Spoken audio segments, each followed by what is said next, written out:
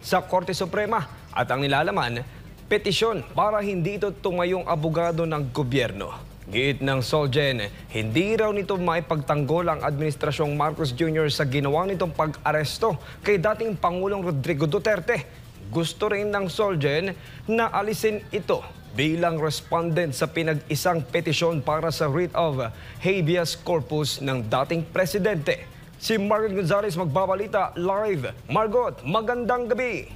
Kung nagbago ang paninindigan ni Pangulong Bongbong Marcos Jr. sa usapin ng International Criminal Court o ICC kung saan pinayagan ito at nanguna pa nga sa pag-aresto kay dating Pangulong Rodrigo Duterte, ay naindigan naman ang Office of the Solicitor General o OSG na walang karapatan ang ICC na makialam sa Pilipinas.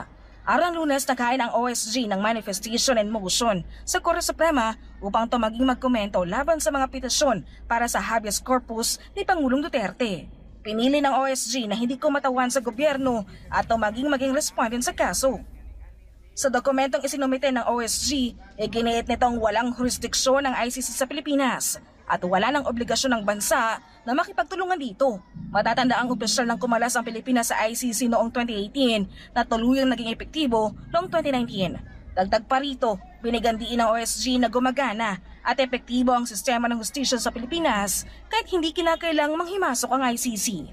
Matatandaan na sa isinumiting habeas corpus petition ni Davao City Mayor Sebastian Baste Duterte, isinama ang OSG bilang isa sa mga respondent. Bukod kay Baste, naghain din ng magkahiwalay na petisyon sina Congressman Paulo Duterte at Veronica Duterte. Ngunit sa huli, pinag-isa ng Korte Suprema ang tatlong petisyon at ginawang isang kaso kung saan ilang matataas na opisyal ng gobyerno ang idineklarang respondents. Ipinag-utos ng Korte Suprema na magkomento ang mga respondent sa consolidated petitions sa loob lamang ng 24 oras. Kinumpirma rin ng kataas-taasang hukuman ang natanggap nilang motion for recusal ng OSG kung saan opisyal nitong tinatanggihan ang anumang partisipasyon sa kaso. Sinabi rin ng kataas-taasang hukuman na meron silang natanggap na motion na maialis si Solicitor General Minardo Guevara bilang party respondent.